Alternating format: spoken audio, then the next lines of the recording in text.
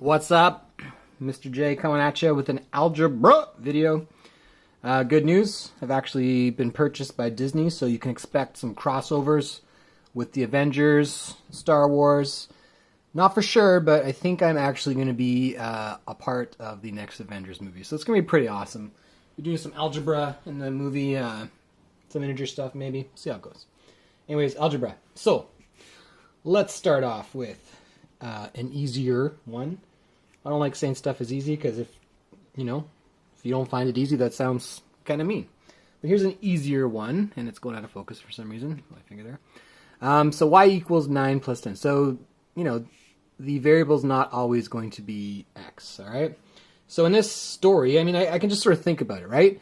That's why I say it's easier. I can just say, something plus 9 equals 10, and, our number sense is good enough that we know it's 1, okay? So, this one's not super complicated, but how do we follow the steps, okay, is more like sort of questions. So, y plus 9 equals 10. So the way most people want to do it, I haven't seen anyone using Algebruh for a while, so maybe we'll touch on Algebruh a bit, but let's just use the sort of, standard method here going up and down. So our goal is always the same.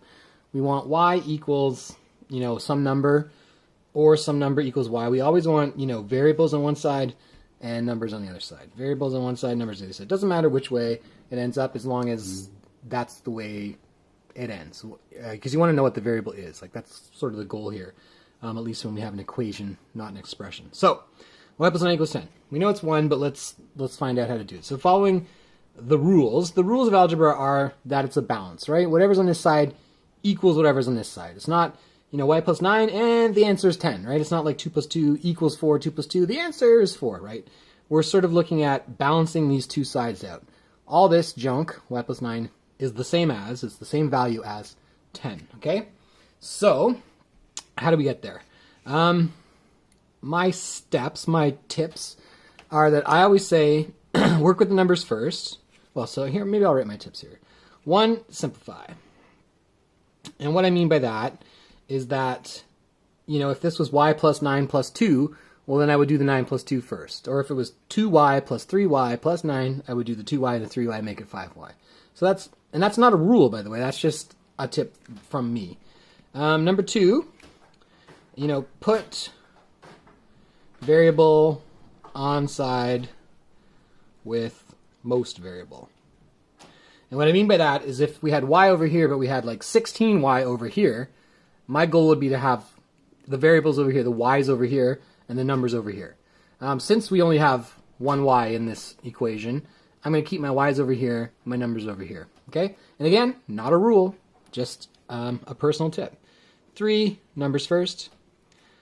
I like dealing with numbers first because I'm good at numbers, right? I've been dealing with numbers since I was, 2 or 3 years old.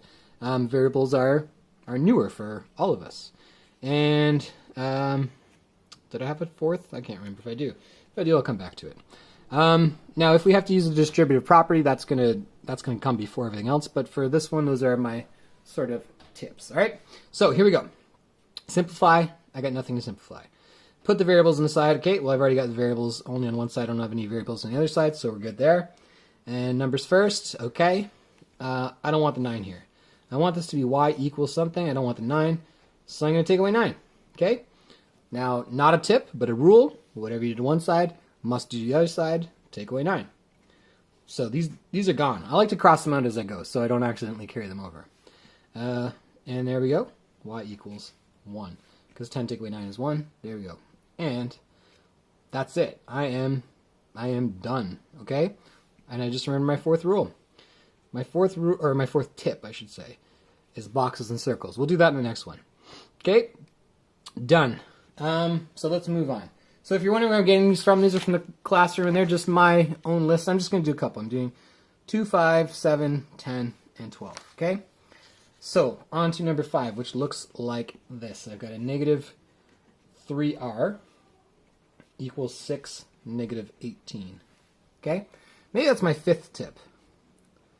Say, pause, neg. And what I mean by that is, you notice when I read this out, I said negative 3r equals 6, negative 18. I didn't say, negative 3r equals 6, take away 18. And the reason why is because, as we've been seeing in class, the mistakes people are making are not usually with the algebra. They're actually usually with the integer portion, which is why I have rule 4 and 5, or tip 4 and 5. What I mean by that is box out, rectangle, the variables. Okay, so I got my coefficient, my variable, my first term, -3r, and I put the box around everything, including the symbol. Okay, that's key. That keeps it all together. My 6 and my -18. And if you want to, throw in the symbols, go for it. It's not going to affect the question. So don't be afraid to throw in a plus symbol, or a positive symbol, I should say. If you want to, go for it. Okay, so here we go. Simplify first. Well, I actually can simplify on the other side here because I've just got numbers. I don't have any variables. So I can simplify, put those together. So +6, -18. So I have 6. I'm losing 18, or 6 degrees, 18-degree temperature change. Okay? Just to be clear, this is algebra, our unit, not number sense. We already did number sense. Don't be afraid to use your calculator. Okay? So if I'm not great at this and I'm not exactly sure, +6 and I lose 18, okay, I can use my calculator. So I got my 6 positive, so I don't need the symbol, and I'm taking away 18, so take away 18, and then I get my number. Okay, so don't be afraid to use a calculator. Don't lose marks on this unit because your number sense maybe isn't the greatest, or you're just feeling a little stressed. Go for it. Okay, use the calculator. That's what it's there for. All right. So -12, and all I did was simplify, so I haven't actually done any sort of work yet. So there we go. Okay, so I got variables on one side, and I've got my numbers on the other side, so I'm good. I don't really have any more work to do. However, I want to know what just 1r is, right? And right now I've got -3r, which seems kind of messed up. So I want r. I want just one regular r, positive, positive 1r if you want to call it like that. I want just 1r, okay? So how am I going to get there? How do I get from -3 to +1? Okay? And if you're not sure, again, don't be afraid to bust out the calculator. We're at -3, and I want to get to +1. Now here's what I see lots of kids doing. They take -3 and they divide it by 3, by +3. Okay? And we push enter, we get -1. So that's not going to cut it because I want positive r. Okay? So the answer should be pretty clear there. I need to divide by -3. Okay? Because -3 divided by -3 is +1. I got 1r. Whatever I do to one side, must do to the other. -12 divided by -3 is 4. And if you don't believe me, use your calculator. Okay? Don't forget that crazy Illuminati triangle that we did way back in September, where it looks like that. So for multiplication and division of integers, you can use your little triangle. So if it's a positive times a negative, or a positive divided by negative, the answer is going to be negative, right? In our unit, we explained why that works and everything. I'm not going to do that again. Unit's over, okay? Just use whatever method works for you for now. All right, so next one. Number 7 from my list, if you're playing the home game, looks like this. I got 3x -5 equals x plus 3. +3, I should be saying. I'm breaking my own rules, yo. All right, so here I go. Let's bring those rules back, actually. First thing, simplify. Okay, I got nothing here to simplify. I can't add x's and 3's, and I can't subtract 5 from 3x. These are things I cannot do. You can't mix x's and numbers, variables and numbers. So can't do that. Okay, put the variable on the side with the most. So this is 3x, this is only 1x. So this is going to be where I'm going to keep my x's. So by the time I'm done, I'm going to have x equals something. Okay, so at some point I need to get rid of this x. And if you want to get rid of it right now, go for it. But for me, one of my tips is get rid of numbers first. Okay, so since I want x's on this side, that means I don't want numbers on this side. I'm going to add 5. Okay, because that's going to clean that out. See ya. Add 5 to one side, add 5 to the other side. So my 3x carries down. There it is. And on the other, and I got no more numbers, which was my goal. On the other side, my x is still there. I haven't changed it. And 3 plus 5 is going to be +8. Okay, so I'm getting closer. Now I don't want the x here anymore. So I'm going to take away the x. And as long as I do it to both sides, I'm cool. I mean, I'm not cool, but you know what I'm saying.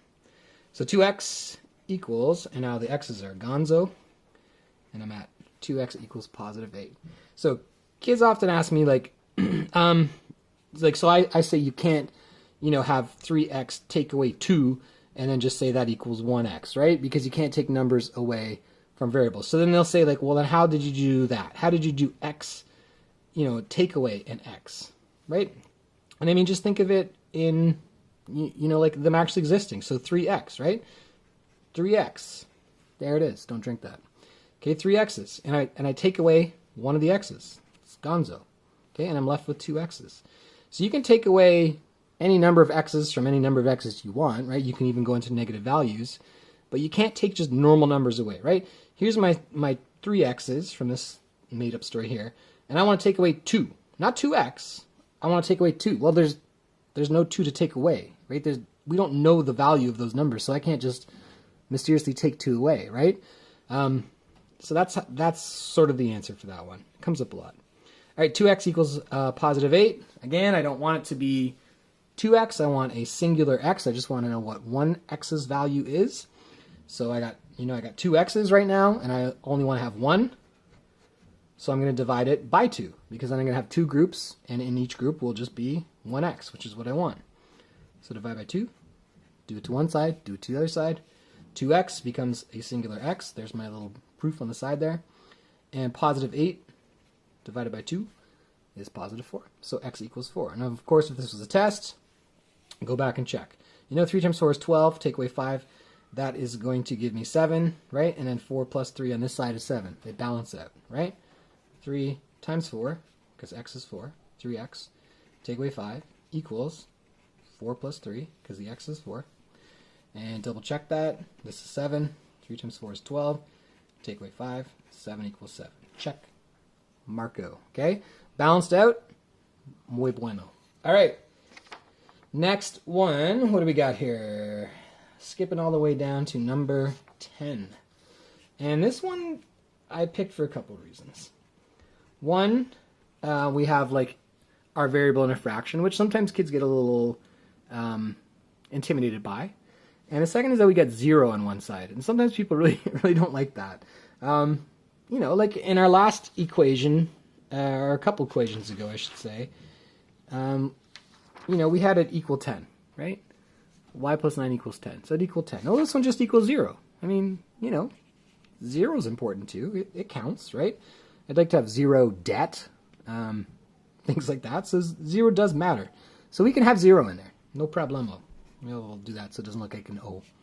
All right, so how are we going to balance this one out? Same thing. I got no simplifying to be done here. I want variables on one side. Okay, I've already got that, so I'm going to keep my variables over here. So by the end here, we're going to have n, or so we're going to have a number equals n. So it's going to look a little bit different, but that's just fine. Numbers first. Okay, so the numbers first. So I don't want the 4 here. So the 4 is going to go away.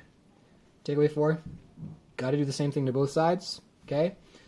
Gonzo, nothing left over there except for the variable, and over 5. And on this side, we now have negative 4. Because 0 take away 4, 0 degrees, drops down 4 degrees, we're negative 4. Okay? Negative 4 equals n over 5. So, this one's a little bit stranger.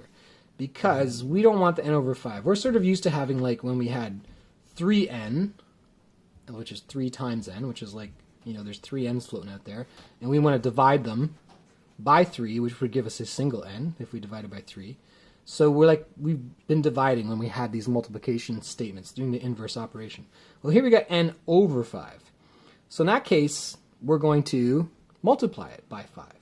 Because right now, you can think of it like, let's just pretend it's 1/5. Right? Let's pretend n is 1, which we don't know yet, but let's just pretend. How do I turn that into 1 whole? Well, I multiply it by 5, right? Because then I get 5/5, which is a whole, right? If I have this big old thing here, right? And I have 1/5, well, I want 5 of those to make the whole. 1 of them, 2 of them, 3 of them, 4 of them, 5 of them will give me the whole, right? So when I've got an unknown over 5, I need to multiply that by 5, and that's going to give me the full n. Okay, I know it's a little weird to sort of think of it that way, but that's what we're going to do. So times 5, and that's going to give me just the n all by itself. And then times 5 on this side, well, negative 4 times positive 5 is going to give me negative 20. Don't believe me, check your calculator.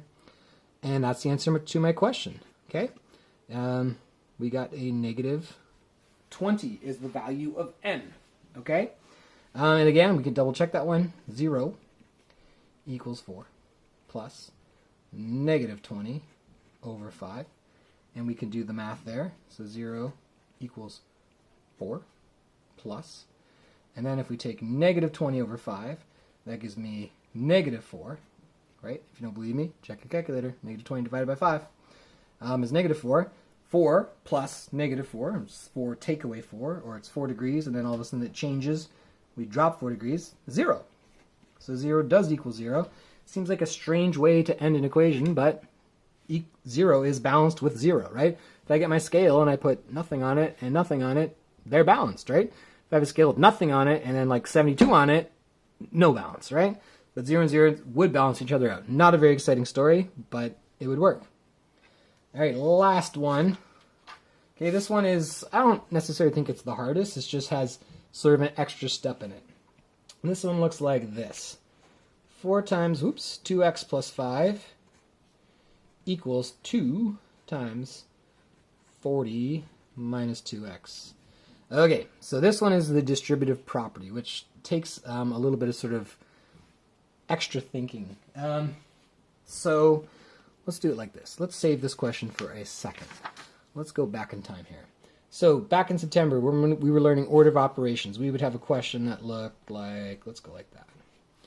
Okay, so 3 times 2 plus 5. And the way, so we'd remember our little code, PEDMIS, BEDMIS, BODMIS, PODMIS, whatever you call it. Order of operations, what's the rules? Brackets first, exponents, division, multiplication, same time, addition, subtraction, right? So we would do brackets first, 2 plus 5. So this would become 3 times 7, and then that would be 21, okay?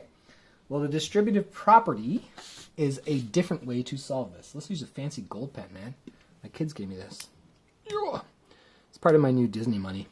So the distributive property works differently, but it's going to get us the same answer. And here's how it works. So instead of doing the brackets first, I'm actually going to multiply. Oh, look at that, baby. I'm going to multiply the numbers individually. So instead of waiting to find the answer of 2 plus 5, we are not going to find the answer of 2 plus 5. We're just going to multiply 3 by both chunks. So 3 times 2 becomes 6. 3 times positive 5 becomes 15. And what do you know? That also equals 21. Okay? Different method, same answer. Okay? And you can sort of see that working from all the work we've done with arrays. Okay, it wasn't just like making stuff up during those days. So if we build sort of an array like that, 3 times 2 becomes 6, 3 times 5 becomes 15. Oh, what do you know? That's exactly what we had in this distributive property. Okay, so when we were using the array, we were actually using the distributive property. We weren't saying, just 3 times 7, right? We were breaking numbers up into chunks just like that. So, 3 times 7 is maybe a pretty easy example, but people might have broken that up into 5 plus 2, right? We were breaking up numbers anyways. So we're actually like pretty good with the distributive property already. Now, kids always ask me, rightly, I think, well, like adding 2 plus 5 is pretty easy. I can do that bracket first, then I can multiply by 7. What's the big deal? And I think that's a very fair question.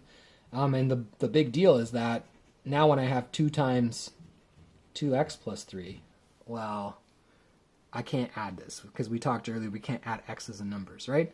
So I am no longer able to use the model where I finish the bracket first, right? I can't do that. Right now I'd be stuck. I'd have no options to get through this. But with the distributive property, it's actually, not too much work. Like it's not really hard math here. 2 times 2x, well, if I have 2 x's, right, 2x, and I have 2 of them, I have 4 x's. There they are. So 4x, and then 2 times positive 3, no problem, positive 6. Okay? Now, with this expression, since I have no equal sign, like I don't know that's equal to 42 or something, I don't know what it's equal to, so I can't go any further than this. I'm stuck. Okay? I'm not stuck. I'm done. I don't have enough information to find out what the value of x is. Okay? So that's an expression, not an equation. All right? So that's the basic behind the distributive property. All right? So going back to our much harder question than that. There we go. Okay? Now you see why the distributive property is useful, because I can't add this stuff and I can't subtract this stuff, so I would have no further way to solve this problem. In fact, I would not be able to. But with the distributive property, I'm going to be able to do it without too much trouble, right? If I was good at the earlier algebra, this is going to be no problem, just with this little wrinkle thrown in. So 4 times 2x, so if I have 2 x's 4 times, I have 8 x's. And then 4 times 5 is just positive 20. 2 times 40, we're pretty good at that, 80. And then 2 times negative 2x, I should have probably boxed it out, because kids are going to forget that negative too. Okay, so 2 times negative 2x is going to give me negative 4x. Okay, and you can think of it like that. We're negative x's, right? And I got 2 groups of those, so I have negative 4x in total. So now I'm seeing things that I'm a little more familiar with, right? Distributive property a little bit tricky, but now I've got sort of a, an easier algebraic equation to solve. So 8x is over here, negative 4x is over here, way more x's over here, 12 more, right? Because this is negative 4, so not just 4 more, but 12 more. So this is definitely going to be my x side, this is definitely going to be my number side. So I don't want numbers here. Gonzo. See ya. Okay, and then whatever you do to one side, do the other. So now I've got 8x, it comes down, equals 60, take away 4x. Now I don't want this negative 4x on this side. I want all my x's over here. So how do I get rid of negative 4x? I need to add 4x. Right? If it was negative 4 degrees and I want to get to 0, I need to add 4 degrees. If I owed somebody $4, I want to get my debt to nothing, I'm going to give them $4, right? So there we go. So that's now wiped out. I need to do the same thing to both sides. See ya. And I'm left with 12x equals 60. Okay, so like I'm almost done, and it wasn't really too bad. So I got 12 x's, I only want 1 x, so I got it into 12 parts to get the x all by himself, or herself. I don't want to assume gender, 2018. 60 divided by 12. Okay, if you're not sure of that one, again, don't be afraid to use a calculator, but it is 5, right? 5 times is 50, and then we get up to 60, okay?